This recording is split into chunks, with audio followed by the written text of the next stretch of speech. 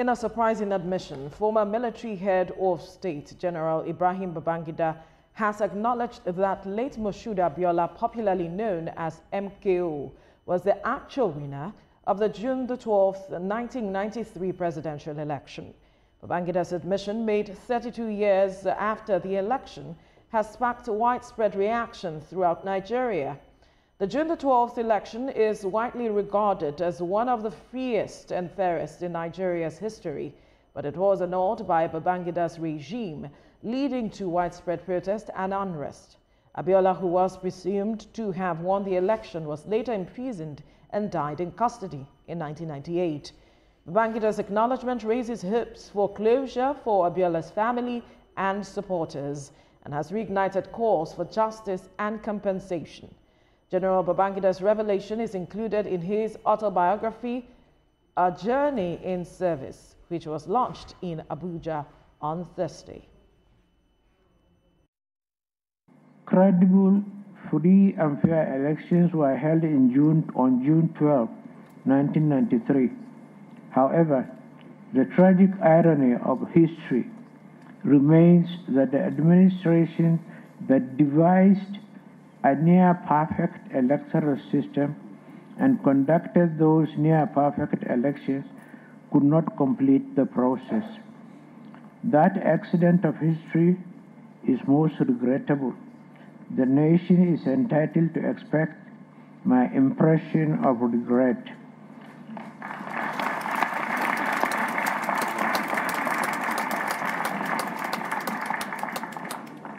As the leader of the military administration, I accept full responsibility for all decisions taken under my watch.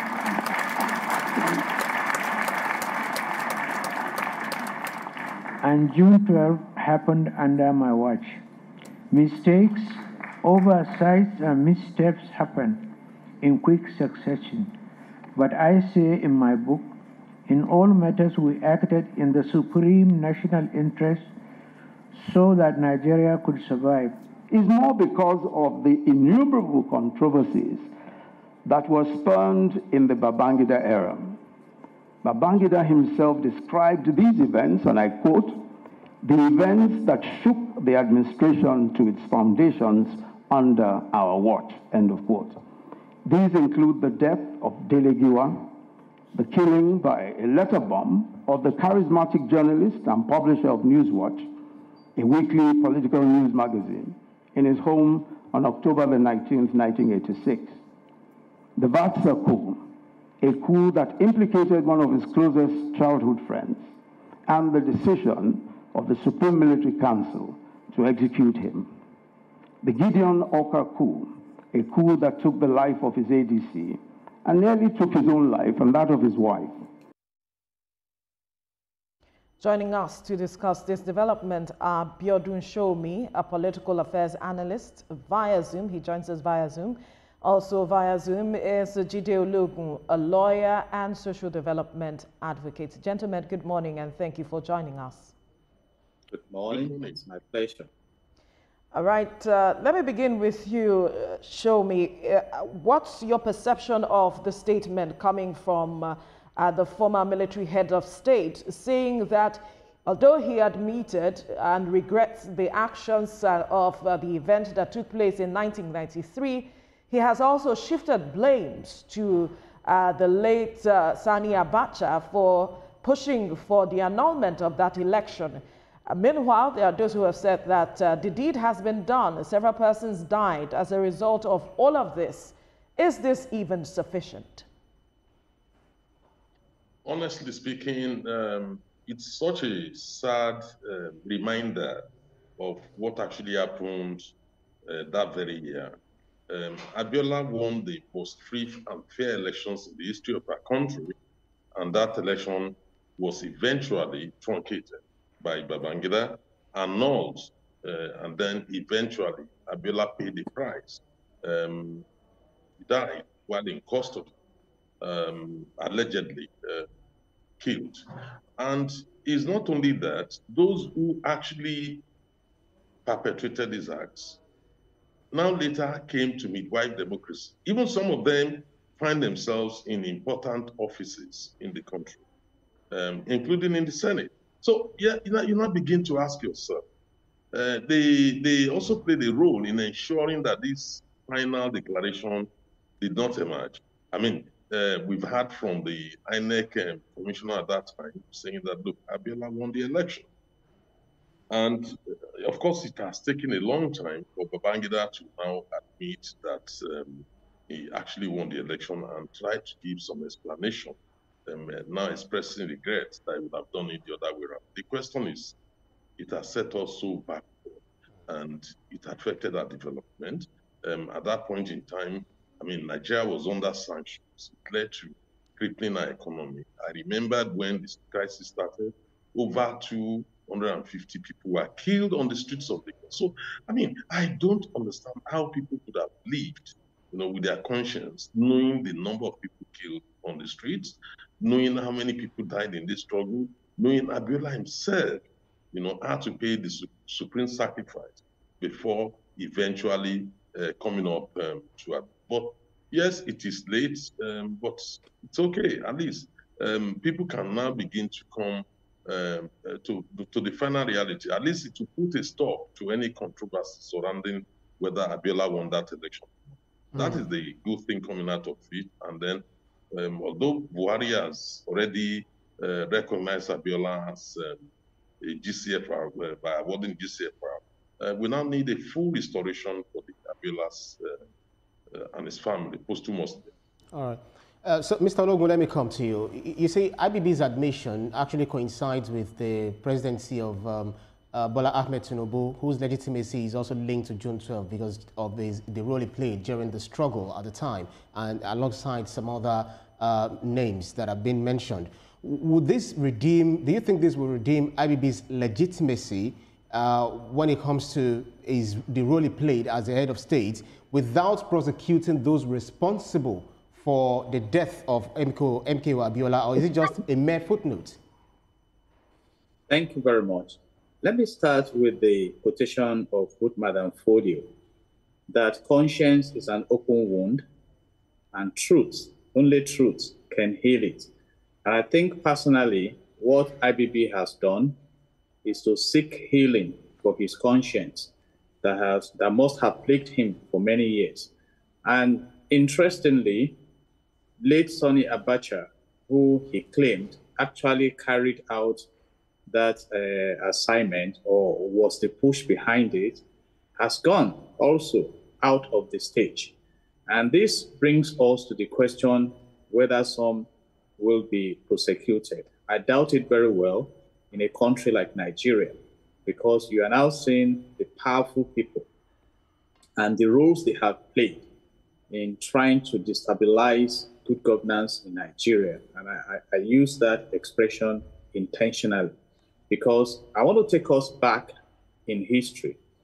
The Social Democratic Party of Nigeria, SDP, which was a center-left political party headed by MKO then, was pitched side by side Bashir Othman Tofa's party of the National Republican Convention, NRC, towards the June 12, 1993 election.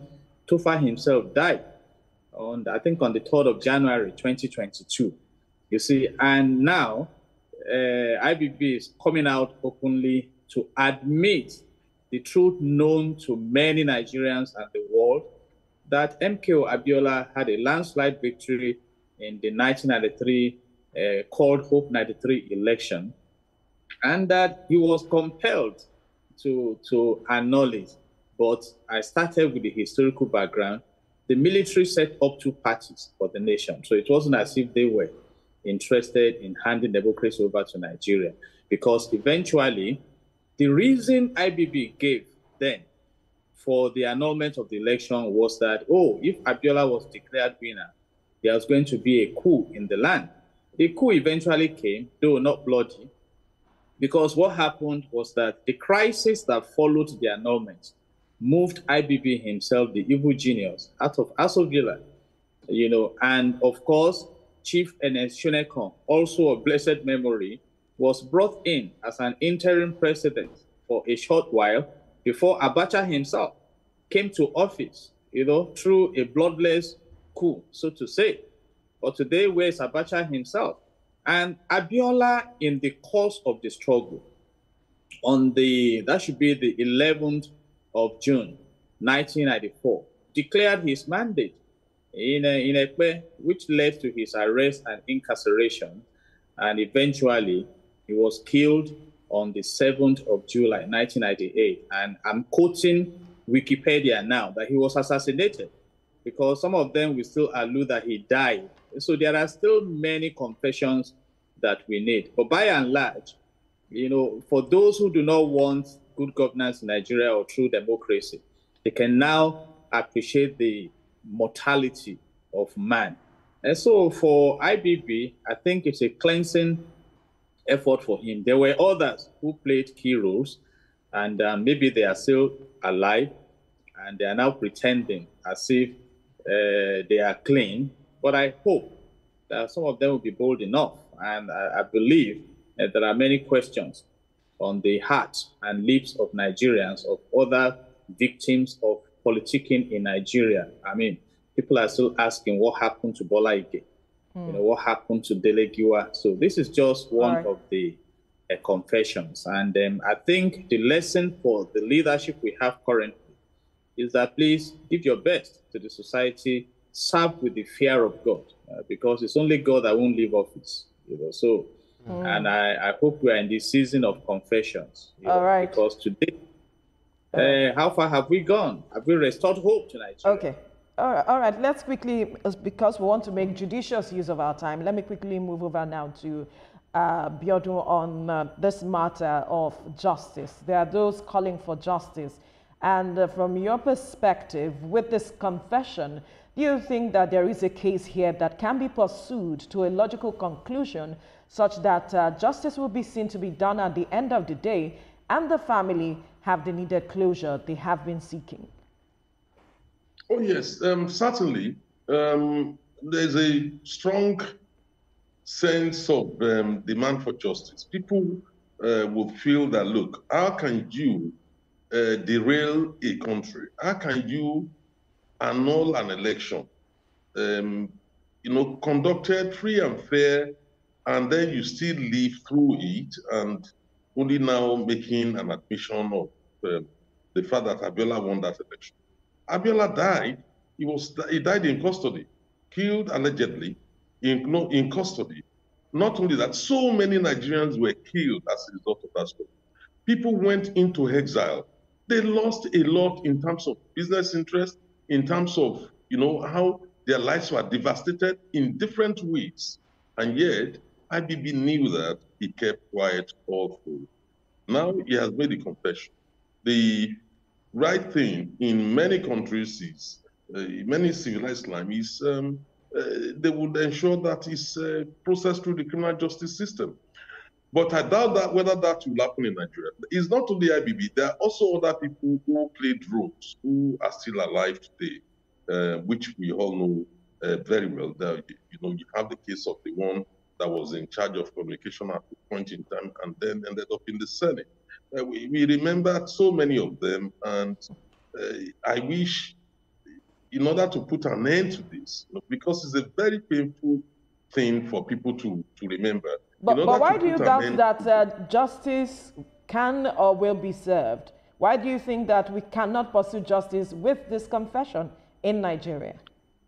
Yes, we can, but realistically speaking, we are talking about very, very powerful Nigerian. Yes, there will be demand for it. IBB himself is now advanced in age. He's not the only one. There are still some of them who are alive. The important thing also is to ensure that for justice to be done is to now unravel what led to the death of Abiola. If he was actually killed in custody, who killed Abiola in custody? Who gave the order? Maybe some of these people are still alive. We know some of the intelligence officials at that time are still alive, who played major roles. So it's not just about IBB alone. There are still other key people who are hiding behind, IBB.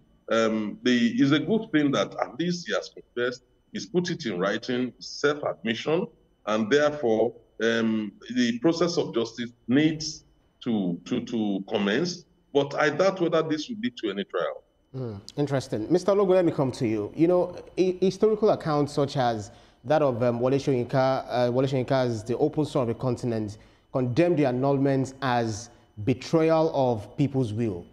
Humphrey Nwosu laying the foundation for Nigeria's democracy, and that of Omori's The Tale of June 12, all these provide context to that supports the Abiola's legitimacy. But in your view, how can these actually serve as first-hand narratives for us to now begin to think of our electoral reforms, just like you said about the youth, who, because 70% of them are not even connected to, they are under 30 and not connected to, you know, the June 12 struggle, and we have a lot of them who are saying we want to fight for democracy. How do you think this can help us in understanding our electoral reforms as we strive to build a very viral and strong democracy? You see, the first foundation for this democratic reinvention is to focus on governance. If governance is the essence of putting electoral practices together, then we allow justice. And what is justice? Justice means fair and equitable treatment of individuals within the legal system, you know, affording them their equal rights, protection, and opportunities. And that means those who come out and are willing to serve the land and are capable are given the opportunity. Like I said, and I laid that foundation intentionally, IBB and his team, they were not prepared for democracy. And we saw that playing out. And thank God for the likes of the former military head of state, who later handed over to democracy. So it's now for democracy to shift attention from politicking to governance, because democracy is the government of the people, by the people, and for the people. And for the younger generation, you know, it's the same focus. Focus on service to the people. And then, because at the time Chief MKO Abiola left the stage, I think he was about 60 years of age. So you can imagine the contributions he has made towards it and all those plans and everything. But it's now for those who own Nigeria. And I say that in quotes now. Some of them are likely to have gathered where the book was launched. There are owners of Nigeria. In fact, you can Google for the spirit of June 12. He also indicated there that he did not annul that election alone. There are some powerful forces, perhaps some Obas, some Obis, some Emirs, the owners of Nigeria, who take decisions. And these things are still playing out. And that's why you see politicians flying around Nigeria consulting. There are people who sit over Nigeria. You know, so it's for them to understand the concept of sustainability. Sustainability means your success today should not jeopardize tomorrow's success. There are generations still coming in Nigeria. So let's engage our resources to create commonwealth for common good. Governance is the way to go. If it's just politicking, then the oil thieves will continue to steal our crude oil to sponsor politicians. The illegal miners in the northern part and so parts of the country will continue the illegal mining to contribute to politicians. But we need those who will serve us. Let's lay a new foundation. And how can that be done within the legal framework? Let there be consequences for anti-democracy democracy actions, like we are discussing now, and like my uncle Umi has mentioned. You know, will there be justice in this declaration? But how will justice locate the power in the country when you know there are consequences for your actions? It will deter you from coming in there, and we make the political space less desperate because of the amount of wealth and things like that. And please, let's note, it's only God that will not quit his office. You know, he lives forever. Man will leave the stage one day. And that's why I'm especially appealing this morning to those who are still going around with heavy conscience. Come out and confess, particularly when you know you are in Nigeria and you are not likely to be prosecuted. You see, so come out, confess, let's know. As people are still asking, what happened to Bola Ige? What happened to Delegiwa? What happened to different, you know? There are other questions to answer. So let Nigeria shift focus to governance, good governance. And you can consult the Sustainable Development Goals of the, that was activated in 2016 and will be, evaluated by 2030 so that people can enjoy the land. And that is when you can start. We need to quickly move over now to Biodun Shomi for more questions. Quickly now, there's been a talk yesterday. There were talks about the former military heads of state's legacy and the things he contributed to building Nigeria. But from your perspective, with this confession, do you think that that will shift from all that he has done to or for Nigeria at the end of the day? Oh, no doubt about that. Nigerians are so intelligent and so clear-minded. They can separate these issues. There's no doubt when he was in power, he made major contributions to the economy of the country. I mean, we still know about the Third Mainland Bridge and all that. Yeah, we're using it today. But that is not, in many people's mind, that would not be a justification for the horrific actions and the consequences of the decision to annul the most free and fair election in our history. And at the end of the day, it's still a very painful experience that many people are yet, they are still reeling in pains. Despite, apart from Abiola's family, there were so many Nigerians that lost, loved ones on the streets of Lagos, in other state capitals within the country. And not only that, many people's lives were devastated. They had to leave the country, went abroad into exile. Many people sold their properties in Nigeria to fund the struggle, and the struggle to actualize June 12. So the pains are there for so many Nigerians. And many NADECO officials were also persecuted by the same elements who annulled that election. Well, the fact at the end of the day is no matter the achievements of IBB, fortunately, this annulment, would continue to to sort of blur his achievements at the end of the day. That is what people would keep remembering, what he did. And history will record him, appropriately for doing that, and also for coming out openly to confess that he did what he did. Very quickly, Mr. Showum, if you can, maybe under 1 minute. You already made allusion to June 28, 2018, when where former President Muhammad Buhari recognized Abiola as the winner of June 12, as the winner of the 1993 election, recognizing him, giving him GCFR posthumously, and also the key figures, and offered an apology to the family. Are there some other things that you think that are left undone to further deepen the acknowledgement of his victory during this time? Very quickly. Yes, I think what we can still do as a country, we need to build the wounds. The Abiola's family lost a loved one. They should be compensated. There has to be reasonable compensation for that, because he died in custody, or he was killed in custody. And Abiola could still be remembered, posthumously, apart from what the president did. I cannot see what worried. I cannot see why we cannot have a posthumous inaugural lecture on a yearly basis, being sponsored by the federal government as part of the process to heal the wounds. I think there are some few steps that can still be taken to help people to come to terms, with what has happened. That's right. Okay, let me quickly move over to you now, Jide, to get your perspective of what more can be done for the family at this time as compensation. Biodun Shomi has said compensation should be done. What, in your view, would that be? Already, MKO has been conferred with the highest honor in the land, assuming that he occupied that office. And the government should know what to do to compensate the family, perhaps give them some appointments or whatever. And it depends on what the family will be asking for. But may I say this, that beyond the family compensation, can we look at national compensation? That I want to anchor on the saying of William Shakespeare, that no legacy is so rich as honesty. Can we begin to have good governance in Nigeria where there will be less agitations? Because I can let you know what may follow. By the time we start pushing this here and there, people will go back to the First Republic.